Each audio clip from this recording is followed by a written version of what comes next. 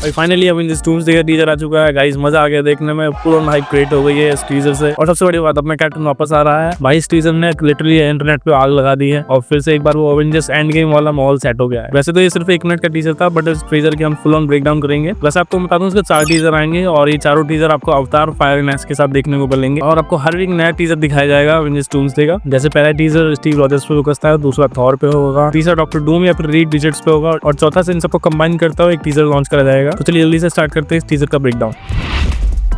सो बात करें टीजर में एक्चुअली दिखाया क्या गया है, तो आपको पहले बता दूं कॉपीराइट की वजह से मैं आपको यहाँ टीजर नहीं दिखा पाऊंगा क्योंकि मार्वल बहुत ज्यादा कॉपीराइट स्ट्राइक दे रहा है। हाँ, उसकी जगह मैं आपको एआई जनरेटेड इमेजेस दिखा दूंगा, उसके बाद पर आप अपने दिमाग में वो इमेजेस और सीन क्रिएट कर लें। टीजर का पूरा फोकस एक ही कैरेक्टर पे होता है, स्टीव रॉजर्स। सबसे पहले शॉट में हमें वही घर दिखाया जाता है जो एवेंजर्स एंड गेम में जहाँ पैगी और स्टीव रॉजर्स दोनों मिलकर एक साथ डांस कर रहे थे। उसके बाद घर के बाहर एक बाइक आके रुकती है, उस बाइक में से स्टीव रॉजर्स उतरते हैं और अपना हेलमेट उसमें रखते हैं। उसके बाद वो घर के अंदर चले जाते हैं। नेक्स्ट शॉट में देखा जाता है कि स्टीव अपने कैप्टन अमेरिका के सूट को देख रहे हैं और उसे एक बक्से में बंद करके रख देते हैं। तो तुरंत बाद ही स्टीव को अपने छोटे बच्चे के साथ दिखाया जाता है जो उन्होंने गोद में ले रखा है और इस तरीके से सीन को एंड किया जाता है। स्क्रीन ब्लैक हो जाती है, स्क्रीन पर टेक्स्ट आते हैं कि Steve Rogers will return. Last में काउंटडाउन टाइमर आता है और पीछे डूम्सडे का लोगो और जो टाइमर है वो अराउंड 90 वीक्स पर सेट है। अब बात करते हैं कि ऑफिशियल रिलीज कब होगा, तो मैं आपको बता दूं कि अवतार फायर एस की स्क्रीनिंग के बाद जो थिएटर से उतर जाएगी तो उसी के बाद हाईली चांसेस है कि इसको ऑफिशियली रिलीज किया जाएगा। सबसे पहले टीजर की एग्जैक्ट टाइमलाइन समझता है कि ये कौन सी टाइमलाइन है। यहाँ जो स्टीव रॉजर्स दिखाया गया वो एक्जैक्टली एंड गेम के बाद का स्टीव रॉजर्स दिखाया गया है और उसी एरा से बिलोंग करता है जब स्टीव सभी इन्फिनिटी स्टोन को वापस कर चुका होता है और फिर वो पैगी कार्टर के साथ पास्ट में ही रुक जाता है। तो इस पॉइंट पर एक चीज क्लियर हो जाती है कि डायरेक्ट एवेंजर्स एंड गेम से कनेक्ट करेगा और उसी का ये सीक्वल है एवेंजर्स डूम्सडे। इसी वजह से एंड गेम को दोबारा री रिलीज भी किया जा रहा है। अब आपको एंड गेम में जो वो वाली कन्वर्सेशन हुई थी जहाँ ब्रूस बैनर और गुरुमा एक दूसरे से बात करते हैं कि अगर इन्फिनिटी स्टोन्स को वापस वहीं सेम स्पॉट पर रख दिया जाए तो टाइमलाइन डिस्टर्ब नहीं होगी। असल प्रॉब्लम जब क्रिएट होती है जब स्टीव पास्ट में रुक जाता है। तो रिपोर्ट्स की मान तो यही मूवमेंट था जो मल्टीवर्स का ट्रिगर पॉइंट बन गया और इसी वजह से इनकर्जन स्टार्ट हुआ और डिफरेंट यूनिवर्स आपस में कोलाइड होने लगे। कॉमिक्स में सीक्रेट वॉर्स का यही कोर कॉन्सेप्ट था और अब मार्वल इसी आइडिया को एवेंजर्स डूम्सडे और सीक्रेट वॉर में यूज करने वाला। क्योंकि बात करते हैं कैप्टन की शील्ड का है, क्योंकि टीजर के दौरान उसकी शील्ड दिखाई नहीं गई, सिर्फ उसका सूट दिखाया गया। तो अगर आपको एवेंजर्स एंड गेम की वो फाइट याद हो जहाँ कैप्टन और थैनोस लड़ते हैं तो कैप्टन की शील्ड टूट जाती है। तो इसी वजह से जब वो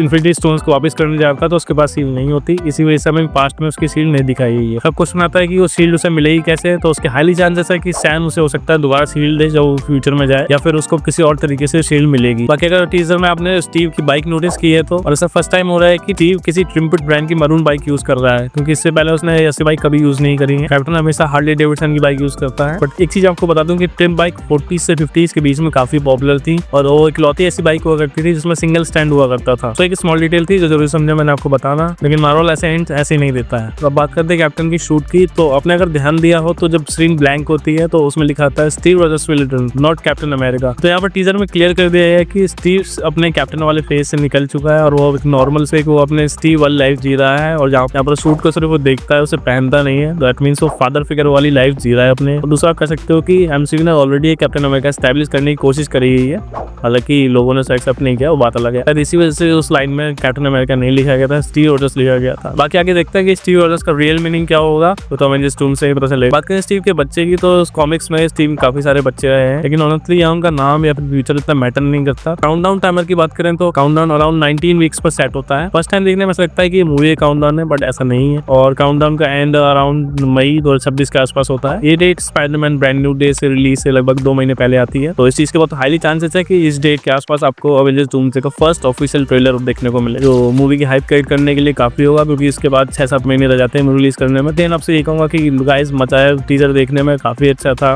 हाइप जबरदस्त क्रिएट हुई है। अराउंड 1 साल बाद आपको ये मूवी देखने में मिलेगी, बट उससे पहले जो माहौल क्रिएट कर दिया गया है एंड गेम लेवल का, काफी मजा आ रहा है क्योंकि जो एवेंजर्स लेवल की धूम थी एंड गेम टाइम पर और इन्फिनिटी वॉर टाइम पर, वही चीज दोबारा रिक्रिएट हो रही है। तो काफी मजा आ रहा है, मुझे बहुत अच्छा लग रहा है। लिटरली बहुत खुश हूँ इस टीजर को लेकर क्योंकि अपना कैप्टन वापस आ रहा है। तो आप जाइए इस टीजर को चेकआउट करिए, काफी मजा आया मुझे देखने में, आपको भी मजा आएगा। मैं बहुत एक्साइटेड हूँ इस मूवी के लिए गाइस, अगर आप भी हो तो प्लीज मुझे कमेंट जरूर बताना। सो दैट्स इट, यहीं तक हमारी वीडियो। अगर आपको वीडियो अच्छी लगी तो प्लीज वीडियो को लाइक करना, चैनल को सब्सक्राइब करना। आपसे मिलो next video, till then stay safe, stay curious.